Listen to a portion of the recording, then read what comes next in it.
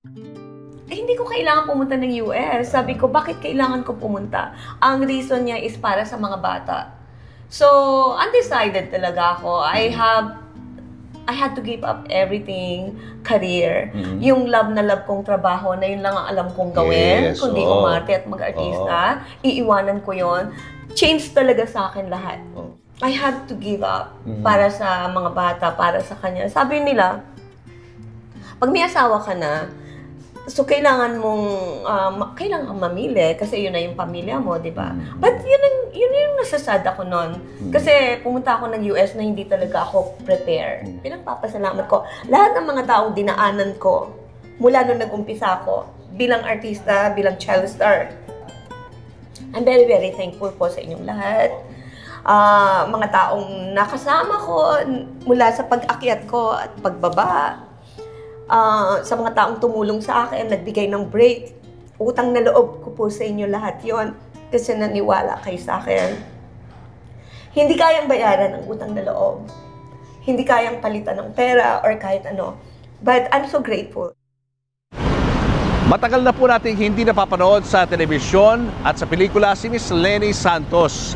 Pero hanggang ngayon ay nakatatak pa rin sa alaala ng maraming Pinoy ang kanyang naging role sa sikat na drama show na Annalisa. Sa ngayon po, sa Amerika na po siya naninirahan. Pero ngayong araw na ito, one day lang po siyang mananatili sa Metro Manila at pinagbigyan niya tayo para sa isang eksklusibong panayam. Pero bago yan, subscribe muna kayo sa aking channel at sa Christine Babau's channel.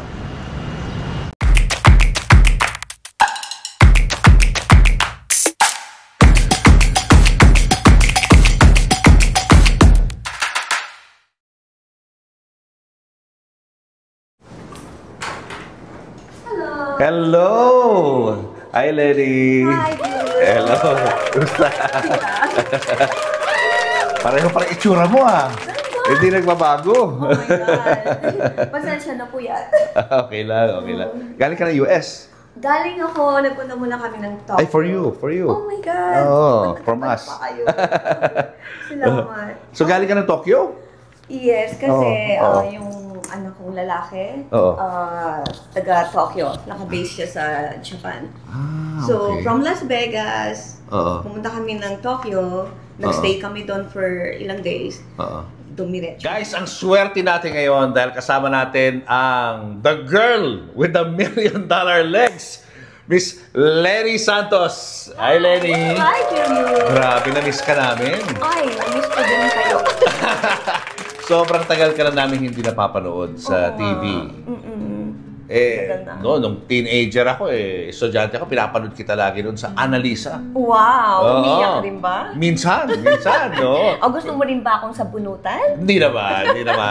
Pero kontrabidang role mo ron, di ba? Yes. Anong pangalan mo doon sa ano? Arlene. Si Arlene. Paano ka ba napunta doon sa Annalisa? Paano ka na-discover? Kasi I started, di ba, as a radio talent.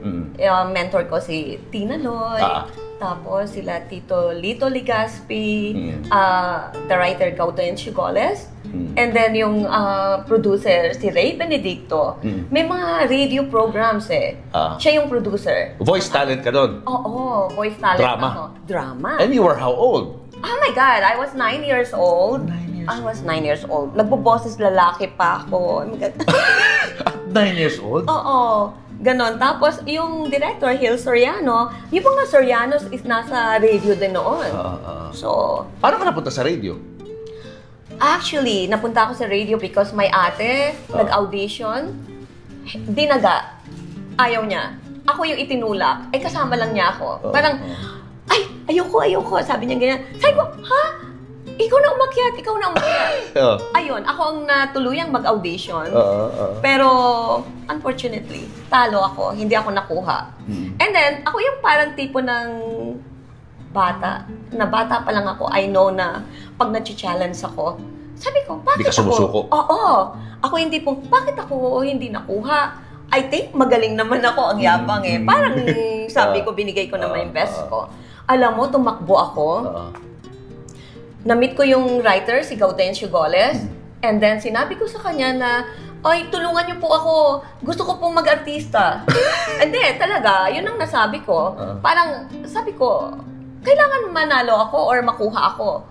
gagawin ko to. So doon ako nag-start. Kinuha ka na niya, pinagbigyan ka? Binigyan ako ng doon ako na-train. Doon ako na-train mag-emote-emote, umiyak-iyak. And then, nagpapasalamat ako sa mga radio talent na mga nakasama ko noon dahil talagang sinuportahan ako. And then, wala pa akong sweldo noon. Wala. Talagang kami ng nanay ko, talagang nagdadrama-drama lang ako. Ang alam ko lang gusto kong maging artista. Ayun. At yun na nga nangyari. From radio, napunta ka sa TV. Paano yun? Binigyan ka ng break ng mga producers? Ganun ba yun? Yes. Kinausap ako ni Direk Gil Soriano and sabi nila na, merong gagawing TV show, Annalisa, si Julie Vega, ikaw. So, ito na yung break mo. Parang sinabi nila, in-offer nila na ito ang magiging role ko. And that's the start ng career ko, Annalisa. Si Julie, sikat na siya nun? Si Julie, rising star. She was, rising star kasi ginawa na niya yung mga mata ni Angelita. Oh yes, doon siya sumikat no? Pero mas lalo pa siyang sumikat nung ginawa na namin yung Annalisa. Anong mas nauna? Flor de Luna o Annalisa? I guess, Flor de Luna. Flor de Luna muna? Oo, Flor de Luna muna. Nag-audition pa ako doon. Sa Annalisa? Sa Flor de Luna. Nag-audition ka sa Flor de Luna? As? As Wilma.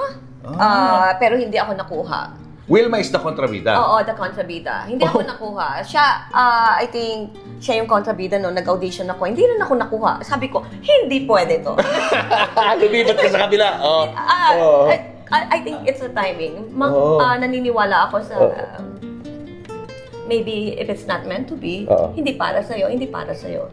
So, kita mo, nagkaroon ako ng break, walang kahirap-hirap sa Annalisa. In-offer sa akin. Pero similar, kasi kontrabida ka rin doon sa Annalisa. Similar, oo. Yung role na inaano ko na makuha ko sa Flor de Luna, hindi ko nakuha. Pero may nag-offer sa akin na, dito ka. And then, nag-start yung career ko doon. Magkapatid kami, iba-iba ang tatay namin. Ang nanay niya isa lang? Oo. Ang nanay namin si Daria Ramirez, pero ang tatay namin iba-iba. So magkakapatid kami sa nanay. Yun ang story. Tapos yun ang conflict nung kayo nag-aaway? Nag-aaway kami kasi parang kami yung nang-api sa kanya. Siya yung... Sino-sino mga kapatid mo? I think is Cathy and Digna Kiocho. So I don't know kung nasaan na siya ngayon, but siya yung isa sa kapatid ko. And kami yung laging magkasundo because kami yung kontrabida. Oo, para kayong mga wicked stepsisters sa mga fairy tale. Parang gano'n. That's just si Cinderella. Gano'n. Yes, parang Cinderella. Kami kami mga bruha. So, kamusta naman ang pananaw sa'yo ng mga tao? Hindi ba nagagalit sa'yo yung mga tao? Kasi ngayon, pag nagkukontrabida ka sa mga teleserye, pinipersonal ng audience. Binabash yung mga artista. Kasi open na ngayon. Oo, iba ngayon. Actually, nung panahon namin, medyo finesse ang crowd. Talaga? Diba? Parang hindi naman ganun ka, na binabash ka. Nung kontrabida ako, ewan ko, siguro dahil ako lang yung tipo ng tao na wala talaga akong pakialam. Parang, gagawin ko lang yung role ko. Hindi ako yung parang tipong maapektuhan kasi hindi ko pinapakinggan yung mga kino-comment. Pero so far, pag nagpupunta kami sa ibang province, nagro-roadshow, hindi naman ako nababato. Hindi. Parang... wala nagpaparinig sa'yo na, kakainis talaga yung babaeng yan. Ay, wala. Parang sobrang yakap, hinahalikan ako ng fans. Sinasabi nila na, ang bait-bait mo pala sa personal. Ayun, kontrabida ka, pero masyado kang mabait. Pero totoo lang, Julius, mabait talaga ako. Hindi ko binubuhat yung aking bangko. Mabait ako sa mga tao, mabait ako sa fans, mabait ako sa maliliit na tao, lalo na sa crew. Sila talaga yung mga kaibigan ko. Ganon. So, hindi ko naramdaman na parang feeling ko, sumisikat na ako noon. Talagang pinagkakaguluhan na ako ng mga fans. Feeling ko, ganun pa rin ako. How is it like working with Julie Vega? It was fun. Nung panahon na yon, parang magkapatid talaga kami. Naghihiraman kami ng damit. And then Julie was like, gusto mong hiramin yung damit ko? Something like that. And during the time na nag-uumpisa, pumunta pa kami sa bahay. Sinasama niya ako sa apartment nila doon.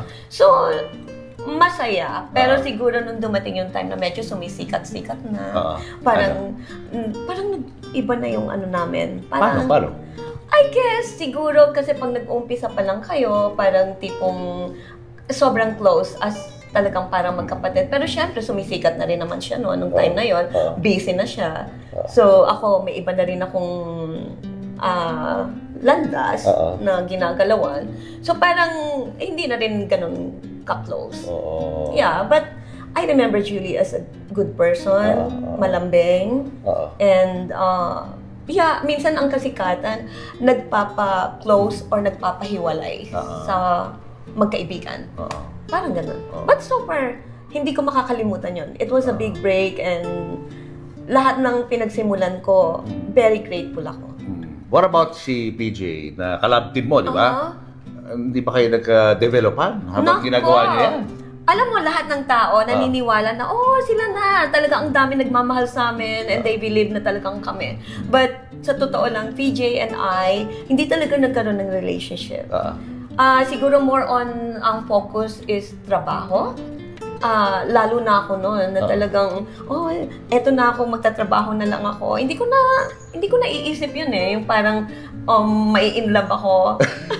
Pero di ba ganun daw ang formula para maging successful sa showbiz? Kinakailangan, kumonek ka muna sa love team. At kapag yung love team na yun, nagka-developan, mas effective, mas sisikat yung mga artista. Hindi ka pa sinabihan ng ganon? Hindi. Hindi. Walang ganon. Walang pilitan, parang ganon? Hindi. Walang pilitan. Hindi naman kami manipulate ng director or ng producer namin. But siguro sobrang galing namin ni PJ magpakilig ng mga fans. Talagang makikita mo na, makikita ng mga fans, talagang sila na kasi kumakantong ako kay PJ and magkayakap kami. So, totally, siguro... Ano to? Off-cam, on-cam? Pag nasa harap kami ng mga pag off-cam, wala na. Off-cam, ganun pa rin? Okay. We're okay. Okay lang. Yes, we're okay. Pero pag sa harap kami ng mga fans, talaga para mag-sweetheart kayo? Parang talaga, hindi namin pinifake. But syempre gusto namin pasayahin yung mga fans because mahal na mahal kami ng mga fans. So, kaya siguro nabuo yung more on professional relationship. Na mahal namin yung mga fans. So, kaya ginagawa namin yon. Pero hindi dahil gusto namin kayong lokohin. Because para lang maging masaya din kayo. Yun, ganun. Tapos yung asawa niya, naging asawa niya si Rhea, di ba? Yes. Si Rhea naging cast din, di ba? Yes. Ng Annalisa. Ayun, doon sila nagka-developan. Sila siguro. dalawa. Maybe. I don't know. Silang dalawa yung na-develop. Siguro. Kaya nagkatuluyan sila. Sila. Si Julie, hindi niya natapos talaga yung Annalisa kasi nagkasakit siya eh. Anong mga naaalala mo ron? Nung may mga times ba na parang sinusumpong siya ng sakit niya? Actually, Julie was very quiet during the time na parang siguro hindi ko na rin masyadong napapansin kasi napupuyat naman kami talaga. So parang iniisip ko na lang, puyat to, kaya quiet. But there was a time, last taping na nare-remember ko, meron kaming eksena and Julie was waiting sa table dun sa bahay ni Lola Munda. Anita Linda yun. Yung lola namin sa Annalisa. And then, si Julie is parang nag-collapse. Nag-collapse siya talaga. So parang lahat nagulat. Parang, what happened? What happened? Lahat nagkakagulo na dahil nag-collapse eh. So, since then, hindi ko na nakita si Julie. Hindi na namin nabalitaan kung ano nangyari. Until nalaman na lang namin na she passed away. So, how many weeks or how many months bago siya nawala? Since nangyari yung sinasabi mong eksena na yun? Yung eksena na yun, parang a week na nag-collapse siya sa set. Pero kabilis lang? Hindi, nasa hospital daw. Hindi ko na masyadong ma-remember, Julius. But yun ang nangyari. So ano nangyari sa Annalisa? Last time. Ano nangyari sa Annalisa? Kung wala yung pinaka-main character? Tuloy-tuloy pa rin. Pero may mga kasi episodes na advance. Magaling mag-advance ang mga director namin. So, meron kami mga advance na mga episode. So, habang nasa hospital si Julie, dire-diretso ang takbo ng soap opera. Paano mo di-describe yung feeling mo nung nalaman mong nawala siya? I was sad kasi parang pamilya talaga kami. Parang, ito yung parang lahat, of course, hindi mag-go ang Annalisa without Julie. Siya yung main character. Siya yung name. Siya yung, it's under her name. Annalisa is Julie Vega. Kami yung mga nasa likod lang ng Annalisa, di ba? Pero, nung nawala si Julie, and then syempre nag-uusap-usap, tutuloy pa ba or what? But during the time, nasa maganda ang rating ng Annalisa, number 1. So parang very popular yung TV show para i-cut mo lang ng ganun kadali. So pero nag-meeting siguro na kahit na anong taas ng rating ng isang TV show, pag kailangan mo na magpaalam, although it's sad, kailangan mo talagang mag-goodbye. So, parang nahirapan kayo tanggapin yun, no? Malungkot kasi parang family na nagkikita-kita kami sa set. Alam mo yung parang pamilya na, eto na naman, magte-taping tayo. Kasi masaya yung Annalisa. Masaya, hindi tatagal ng ganun ka, ano yun. Saka wala sa plano eh. Di ba na mawawala siya sa ere, it's on top of the game, tas biglang... Yes. Nagulat na kayo. Nakakabigla. Yun na yun. Oo, yun na yun. Pero wala kami magagawa. Hindi namin control yun. Oo. Anong ma-remember ko? Yung masaya, pag nagkikita-kita kayo. Minsan, pag nalilate ako, siyempre, nag-i-school ako noon eh. Nag-evening classes ako just to continue my schooling. So, minsan nalilate ako. Siyempre, mapapagalitan ako. And then, naalala ko yun, yung binagalitan ako ni Anita Linda because I was late. I admit. Kasi nga, late ako because of my classes sa school. But, alam naman nila yon. Pero siguro hindi lang maganda rin yung mood niya na pagalitan ako. And then, I was crying. So, talagang humihik-bihik pa talaga ako. Parang talaga iyak ako na iyak. Siyempre, respetado ko yan. Anita Linda yan eh. Diba? Lola ko yan sa Annalisa. And then, this Edwin Reyes, pinagtatawanan ako habang umiiyak ako. Parang, sabi ko, ba't mo ako pinagtatawanan? Yun ang nare-remember ko. Sabi niya, kasi, iyak ka ng iyak dyan. Anong gusto mo? Tumawa ako. Parang ganon. So, yun ang nare-remember ko. Parang kayo mga, nasa classroom. Yes. Magkaka-classmate, no? Oo, talagang, masaya. Alam mo yung kahit na ganon napupuyat ka pag isang pamilya kayo at masaya yung samahan nyo. Oh my God, ang gagaling ng mga artistang kasama namin sa Annalisa. Robert Arevalo, Ronaldo Valdez, Anita Linda, Daria Ramirez, sila Edgar Mande, si Ray P.J. Abeliana, Lito Pimentel. Lahat yan, ka-close ko yan.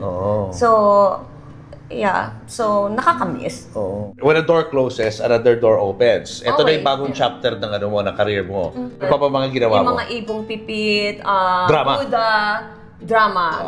Kami ni PJ, yung Buddha with Espadang Patpat, with Dolphy, and Bando. Marami akong ginawa. Oo. Pero yung sa The Punks, parang yun yung naging naging ng mga kabataan eh. Ano ba parang yan? Sinusundan kayo, yung fashion ninyo. Pero hindi ako yun. Parang not for me. Hindi ako mukhang pangkista. I don't know bakit ko tinanggap yung role na yon. Pero siguro nakiuso lang ako. Kasi uso yung bagets, di ba? Nilaunch siyang bagets.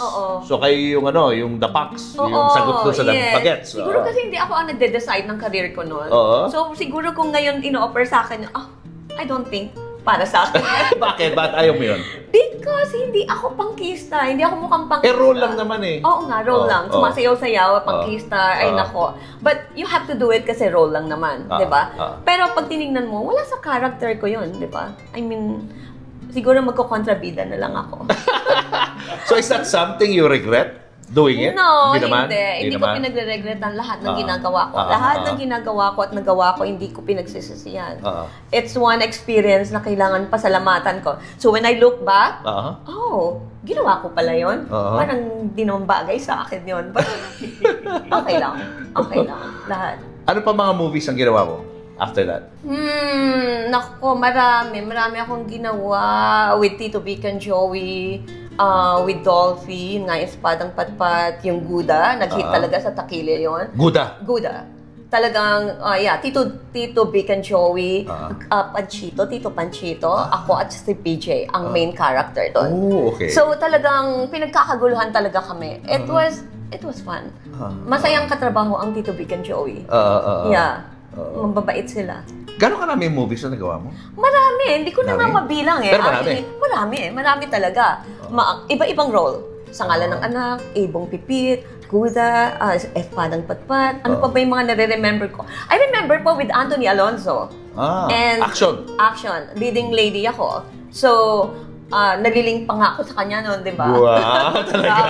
Talaga? Oo. Di ba? Pero hindi ko nga, sabi ko nga sa'yo, hindi ko masyadong ma-entertain ang love life noon. Si Anthony Alonso, talagang... Macho. Macho talaga? Yes. Talaga? He's very quiet. Quiet siya. Pati i-passed on na, di ba? Wala na siya, no? Wala na siya. Oo. Pero super bait. Super bait. Super bait niya. Very gentleman. And I remember, meron pa siyang binigay sa akin na stuffed toy. Napakalaking monkey na galing pa sa US. Pumunta siya sa set ng Annalisa. Ayun. So, dinala set niya yun. ng Annalisa sa kasabay, halos. Kung ginagawa mo yung Annalisa, nagsushoot ka ng movie. So, dinala niya yun, niregalo niya sa akin. But siguro hindi nga talaga ako masyadong, like when I said, Julius, hindi talaga ako nag-entertain ng mga love life o manliligaw nun. Ayun. So, wala ka naging showbiz boyfriend? Meron. Nagkaroon. So, Sino yan? pwede ko pa sabihin? Sige na ako, I think, alam niya, yung first boyfriend ko si Alvin Cannon. Artista yan, ha? Oo, nasa Annalisa din noon. So, siya yung naging first boyfriend ko. And then, naging boyfriend ko si John Regala. Talaga? John Regala? Yeah. So, ayun. Kamusta naman si John noon, nung boyfriend mo siya? Matino naman siya. Hindi pa siya, noon, nabibisyo, wala pang ganun. Wala. Actually, doon ako nalulungkot para sa kanya. Kasi I know John Regala, he is a very good person. Very good person. Maano si John I think as far as I remember nung kami, talaga pumupunta pa siya sa Bulacan. And talagang nagtsatsaga talaga siya kahit umuulan. Dinadayo niya yun, nakatira pa siya sa Cavite, di ba? Mabait siya.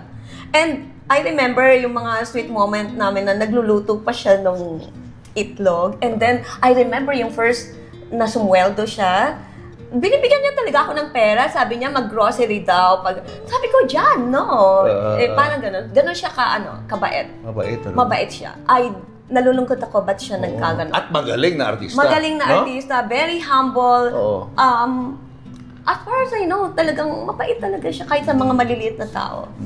Gano'n kayo katagal na naging mag-BF, girlfriend? Actually, matagal din, pero syempre kasi no time na yun, tawag dito, because of career, hindi na rin kami nagtagal. Natatandaan mo yung uso pa yung dati, yung Telegram ba yun? Telegram o yung... Ano ba tawag Beeper doon? ba? Beeper? Ano? Uso yun, di ba? Yung parang papadalan ka ng card to Telegram. Okay. So, pag-anniversary namin, nagpapadala pa siya ng ganon. And then, nagre-regalo pa yan ng roses. Talagang, sabihin niya, happy anniversary. Kahit ganon siya ka-sweet. Kahit na, halimbawa may shooting siya, hindi siya nakakarating, nakakatanggap ako ng parang old-fashioned Ayun.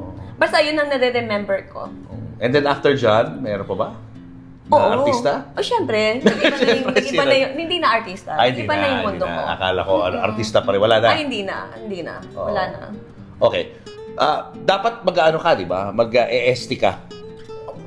Yeah. Anong kwento nun? Bakit mo tinanggihan yun? Yung mga ST roles na ino-offer sa'yo? Kasi parang sinasabi nila na, bagay sa'yo magpa-ST kasi ganyan-ganyan, may katawan ka naman. And then, yun ang sinasabi ni Direk Leroy Salvador sa akin. Parang, sige, siya yung magdidirect. And then, parang, no, my dad, sobrang, hindi pumayag. Sabi ng daddy ko, hindi na lang namin siya pag-artistahan kung magbo-bold star yan. So, hindi talaga. Very conservative ang parents ko. Ang dami kasi sumikat sa ST, no? Di ba? Sina Gretchen Barreto, Kring-Kring, di ba? Si Kring-Kring. Yeah, basta yung parang kung mag-iiba ka ng image, siyempre, ang target nila yung hindi mo iniisip na para may shock value, no? di ba? So, parang yon. Pero, I guess hindi para sa akin. And hindi ko rin naman kailangan maglabas ng katawan para lang sumikat. I mean, I started as a child star. So, I guess, may talent naman ako. Why should I do that? Diba? Ay, hindi ko inaano yung ibang taong gumawa nun. Diba? Yeah.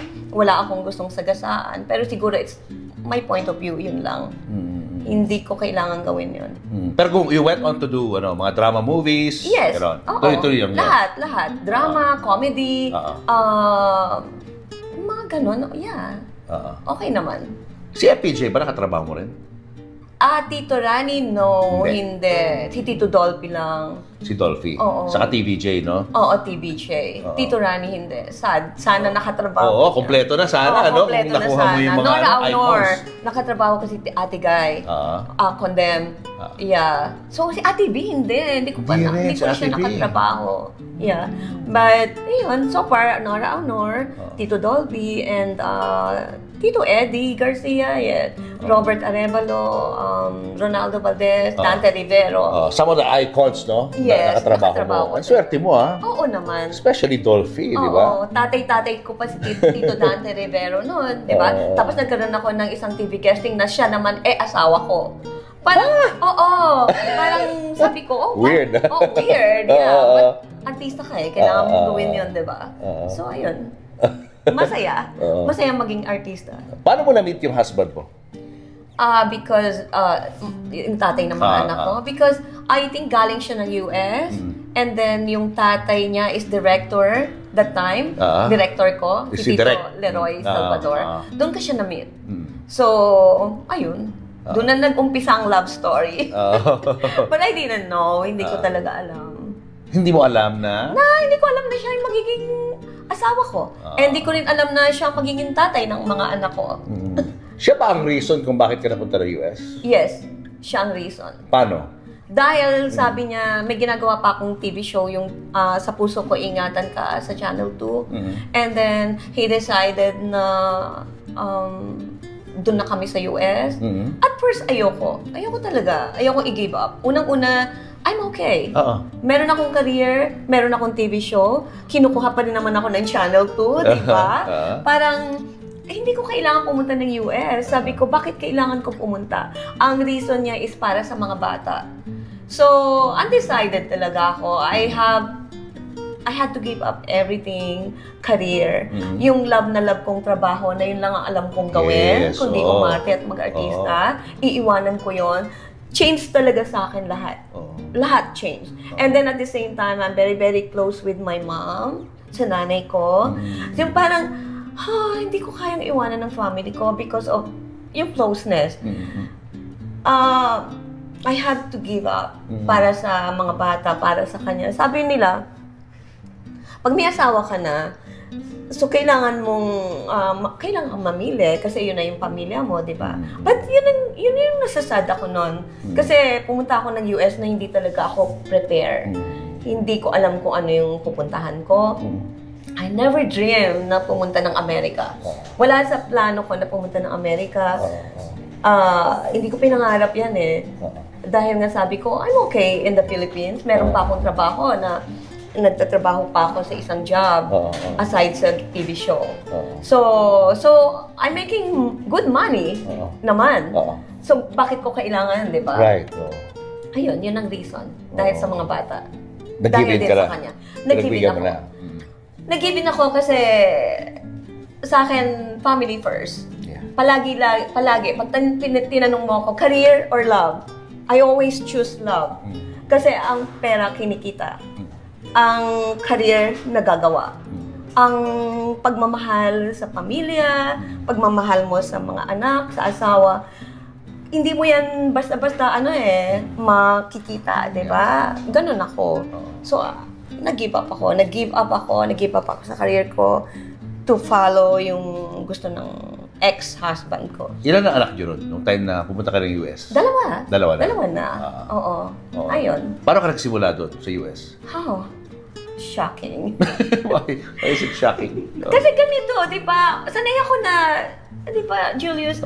Okay, hindi naman ako super rich. Hindi naman ako mayaman. But kumbinyente naman ang buhay ko. So, syempre, sanay ako na meron kang katulong. Sanay ka na merong naglalaban ng damit mo, nagpa-plancha ng damit mo. Sanay ka na may nag-aahin sa'yo. Sanay ka na may nagluluto for you. So, lahat yon, di ba? Sanay kang may driver. So, pagdating mo ng Amerika, on your own ka, syempre, kailangan mong matutunan lahat.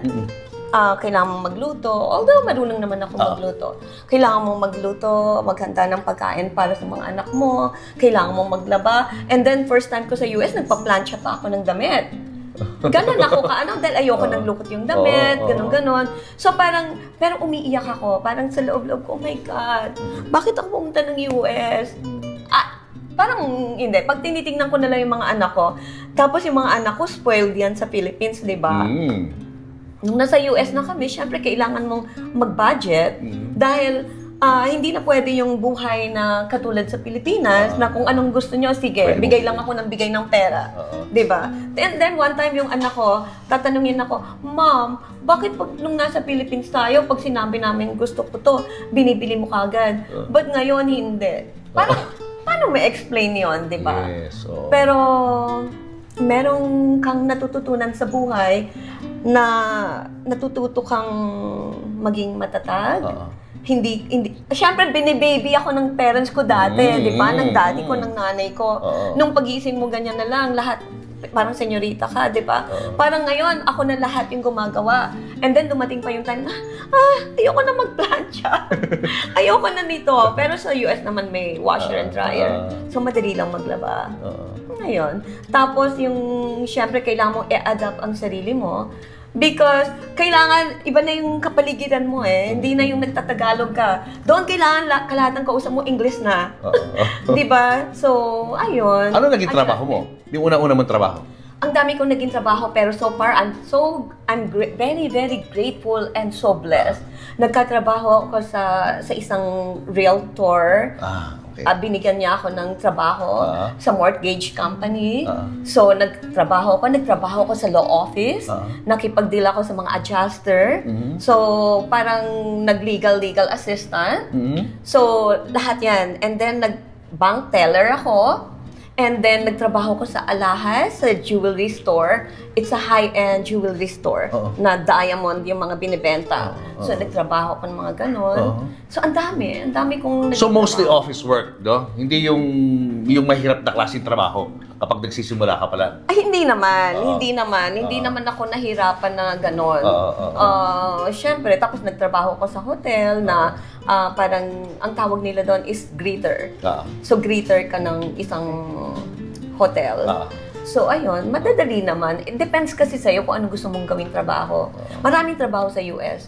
Huwag ka lang mamili. Huwag ka lang magpasosyal.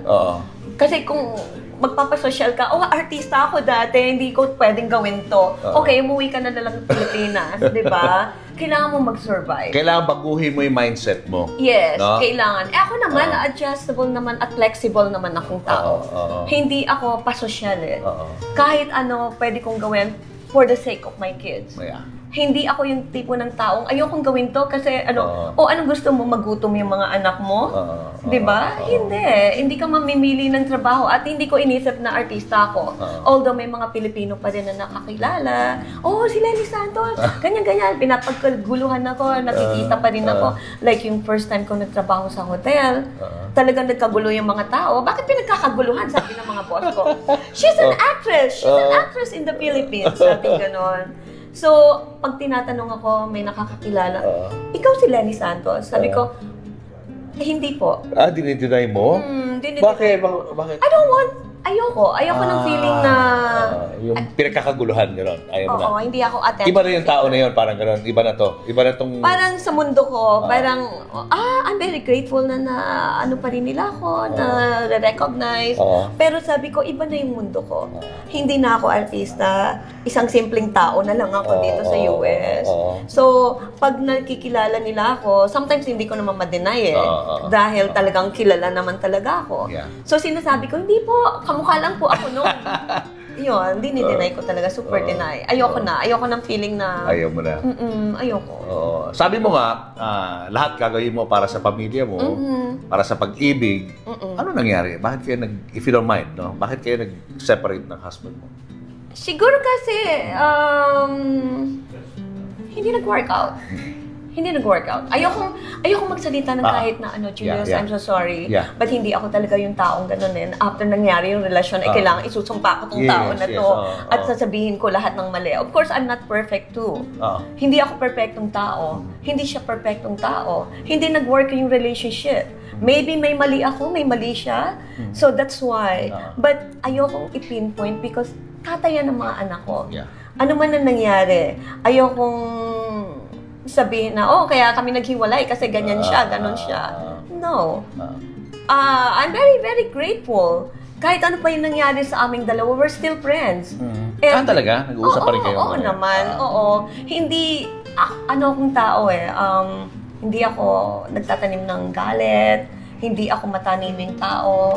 Pag walang nangyari, hindi nag-work out, it's okay. Pero may mga anak tayo. So, ang mga anak ko, respeto ko yun sa mga bata. Ayoko makita ng mga anak ko na, hindi nag-workout ang dad ko, ang nanay ko at ang tatay ko, pero hate na hate nila ang isa't isa and nagbabastusan sila. I'm not like that. Hindi ka nahirapan na magsimula ulit nang wala siya? I have to be brave.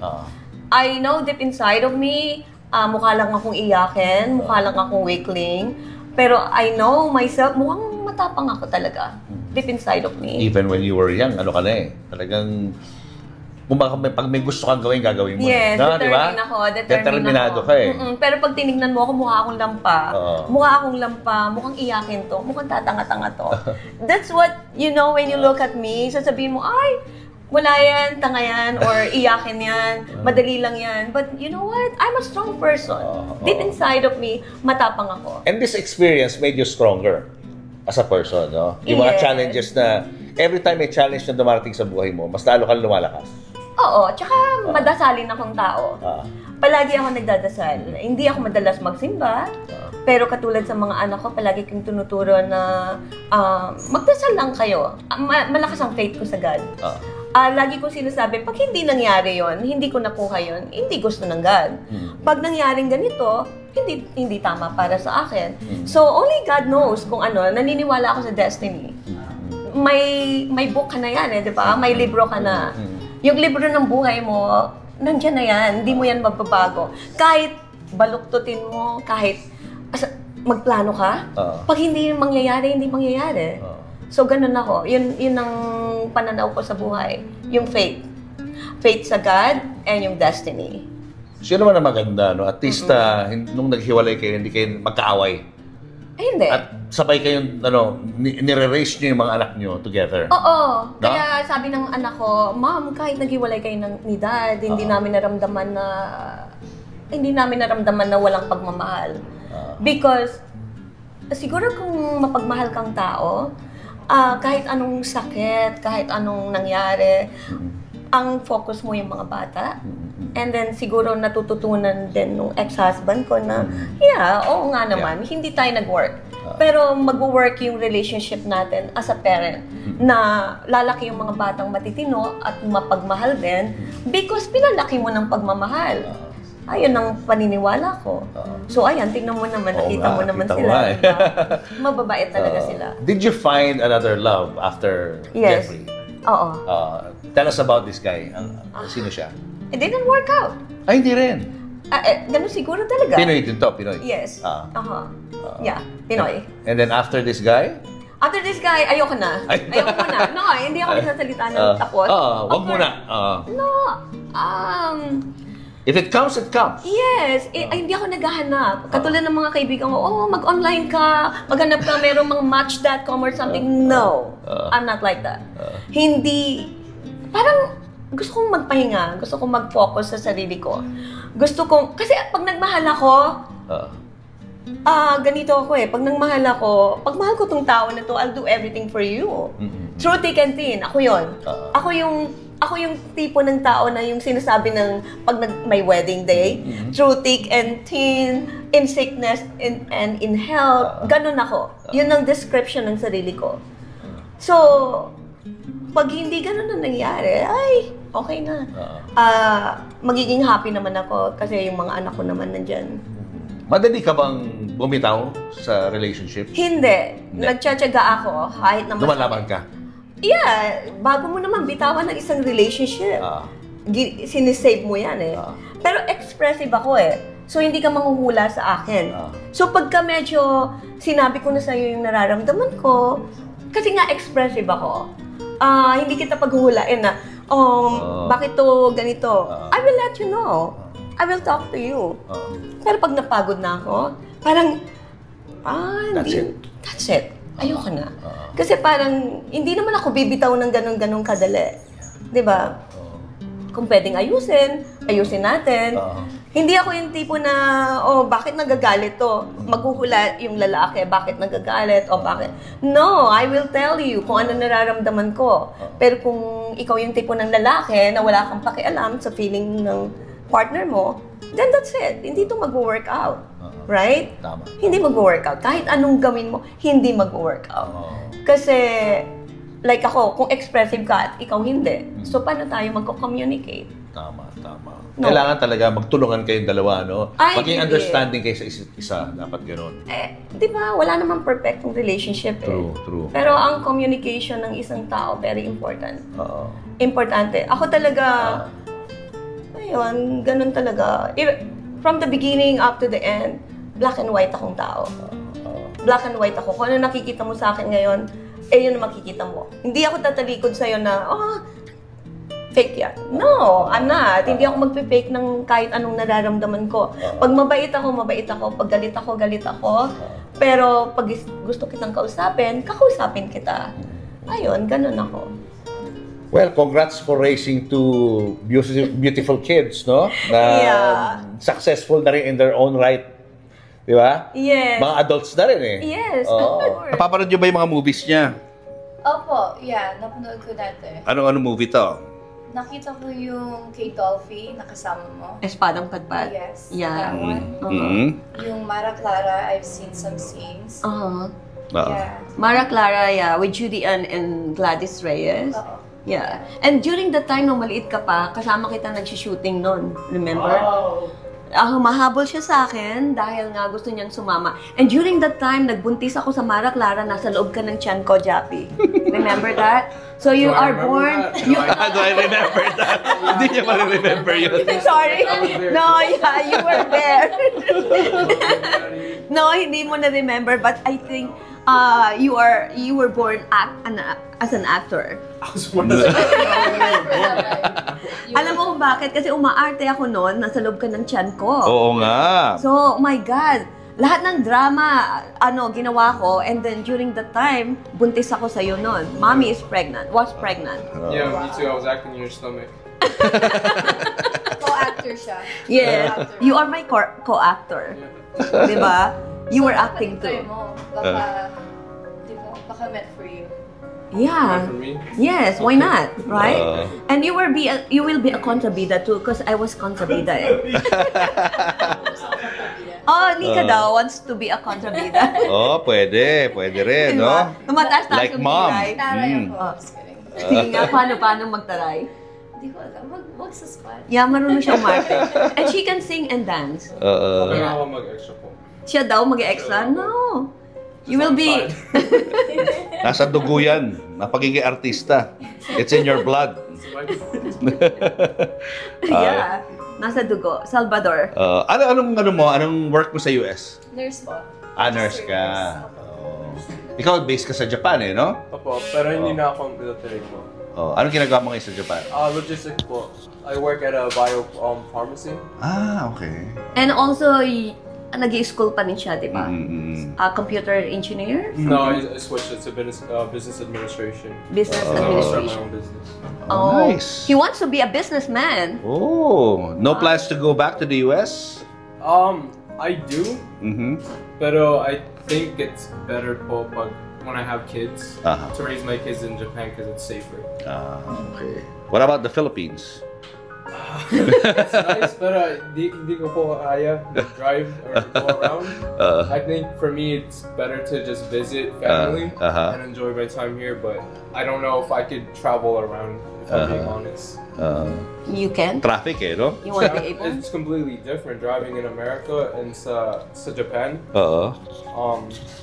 Here, parang, diba, everyone's trying to cut each other, it's too close. Walang lane. Yeah, Walang lane. I'm too confident in that. You have to be a car racer. Me, I just need more of a structure for me, that's why. Because if you're within the lines. I'm truly blessed. Blessed talaga ako. Blessed talaga ako for having a good kid. Mababait talaga yung mga bata. Ngayon na malaki na sila, hindi mo ba iniisip na lumisa ng Amerika para bumalik sa Pilipinas at balikan ang iyong career? Actually, tinanong ako ng anak ko, sabi ng anak ko, Ma'am, gusto mong bumalik ng gusto mong ituloy. Sabi ko, why not? Kung meron ako magandang offer, kung maganda, bakit hindi? Babalik ako, yes. Namimiss ko pa rin ang pag-aartista. Iyan ang trabahong hindi ko makakalimutan. Lahat na ng trabaho ginawa ko sa US, ang tinitreasure ko, yung pagiging actress ko. Doon ako nabuo bilang tao. Yun ang foundation mo? Yun ang foundation ko. Kung ano man ako ngayon, hindi ko makakalimutan na minsan, di ba, naging artista rin ako. Naging sikat na artista.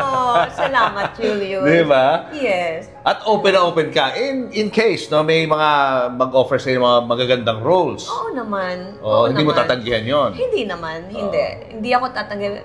Magiging grateful pa nga ako, di ba? So you're willing to take time away from the US para magtrabaho dito bilang artista? Why okay not? Why not? Okay. Katulad ng sinabi ko, palagi kong sinasabi na kung ano yung love mo, do it. Love mo talaga, no? Do it, di ba?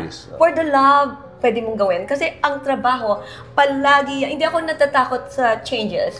Hindi ako natatakot sa kahit anong pagbabago.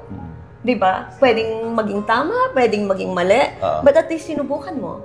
Di ba? So kung alam ko na kung paano gumalaw sa US anytime pwede ako bumalik doon para magtrabaho, di ba? Pag ginibab ko tong trabaho ko na to, bumalik ako dito, pwede ko pa rin balikan yung US para magtrabaho ulit. American citizen ka na ba? Yes, I am. Okay. I mean, if that's what she's happy with, I fully support her po. Ikaw? I support her. Yeah, because I think that's the job that she enjoyed the most. So I feel like, she'll always go back to it, and she's good. She's a great actress. Wow, thank you. Thank you, anak.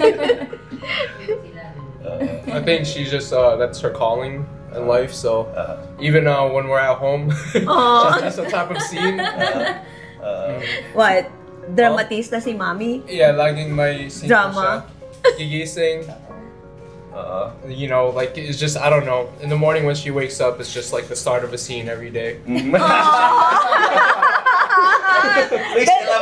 elaborate. Oh my God. That's a secret. I don't know, just the simple, good morning, right? You can just say good morning. My mom is just, it's like she's always in the movie. Good morning.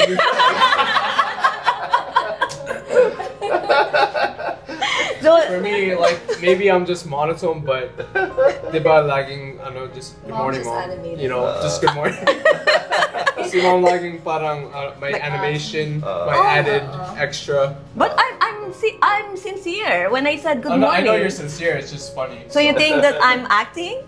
I don't think you're acting. I know it's just, like I said, maybe it's a natural calling. For you, is what he's saying. It's a natural thing. Yeah, natural thing daw. Anong message na gusto niyong sabihin sa mom niya since malapit na Mother's Day? Ooh. What can you say? For me, like I always tell you, I'm grateful for you. I'm blessed to be your son. You're the best mom in the world for me. I know there are always trying times, but you always made the best happen for us, regardless of the situation. So I'm truly grateful to be your son, like I said, and I love you so much. I love you so much too. Whatever he said. No, hindi. No, I mean, I'm proud of my mom. She's a very strong person, very caring, very loving. Everything we are today is because of her. So, yeah, I'm grateful. She's the best mom that anyone could have. And yeah, we love you with all our hearts. I love you guys. I love you both. I love you too. Yeah, mahal na mahal ko talaga yung mga anak ko, Julius. Hindi ko pagpapalit sa kahit anong yaman sa mundo o kahit anong bagay. I'm truly blessed. And I thank God for that. Congrats. Yes. Congrats sa pamilya mo. Sobrang babait ng mga batang to. Maswerte akong nanay to have you guys. Thank you. We feel the same way. Yeah. Ano gusto mo sabihin na sa mga fans mo, sa mga nung maliliit pa lang pinapanood ka na, anong message mo sa kanila?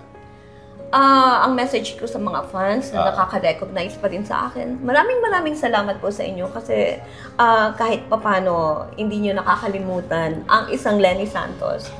So, sa lahat ng mga fans ko na nagmahal sa akin, nagmahal sa amin ni PJ noon, nasaan man kayo ngayon, I'm so grateful. And Naku, naiiyak ako.